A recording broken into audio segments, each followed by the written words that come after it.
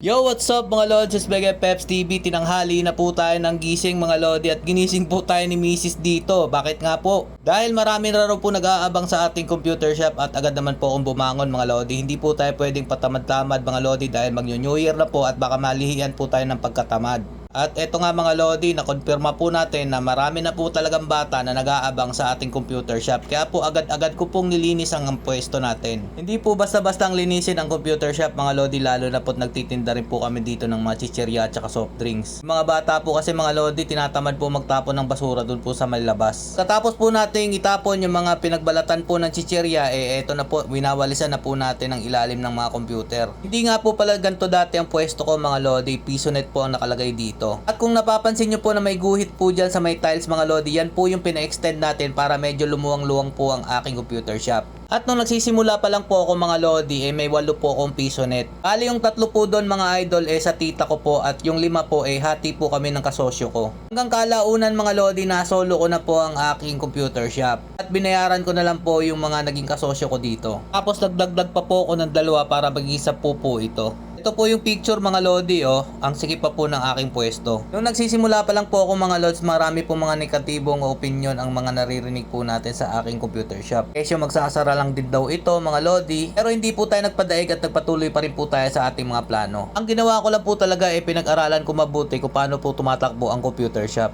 Sobrang excited po nung bata na mapaglaro mga Lodi, muntik na po siya matalisod nung binuksan ko po yung pintuan. Actually po computer science graduate po ako, pero hindi po natin lahat matututunan sa pag-aaral mga Lods. Lalong-lalo na po yung pagkukumpune sa computer. Kaya natuto lang din po ako nung simulan ko po magkaroon ng negosyo nito. Pati po ang pagdidiskless nito mga Lodi sariling sigap lang po at syempre may tumulong po sa ating bossing. Sobrang thank you po talaga kay Boss Nash. Isa po siya sa mga laging tumutulong sa akin pag mayroon po problema sa aking computer shop. Dapat po talaga kapag magtatayo po kayo ng ganitong negosyo, may alam po kayo kahit papano. Kagaya po nito, nagkaroon po ng problema yung monitor, pero kaya po nating ayusin agad yan. So dahil tapos na po tayo maglinis mga Lodi at sasalubong po tayo sa New Year, naisipan ko pong linisin po lahat ng aking gamit. At eto nga sinimulan po natin sa ating bisikleta. Alam nyo ba mga Lods na hindi po in-expect na magkakaroon po ako ng ganito kamahal na bisikleta? Nabili ko po ito nung panahon po ng pandemic. Sabi nga po nila kapag nag-manifest po tayo, makukuha po natin kung anong gusto natin at samahan po natin ang sipag. Dahil tapos na po natin siya linisan mga Lodi, i-hub check na lang po muna natin siya.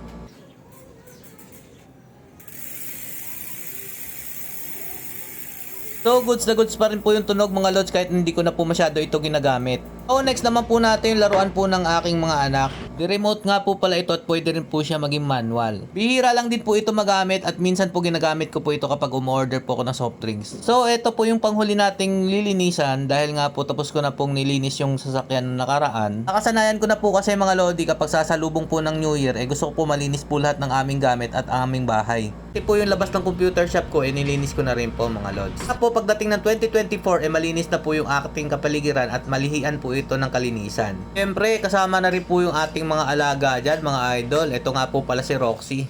Napakaharot po nitong asong ito. At syempre kasama po yung pinakamatagal naming aso dito na si Romrom. Kung hindi ako nagkakamali mga Lodi, magna 9 years na po itong aming aso na si Romeo. At dahil nga po mag 8 years na po yung aking computer shop. Parang 1 taon lang po kasi pagitan nilang dalawa. So mga Lods, hanggang dito lang po muna itong video na to. Advance Happy New Year nga po pala sa lahat mga idol. Na magkaroon po tayo ng maraming blessings sa pagsalubong po sa 2024. Stay safe mga Lods and God bless you all. Peace!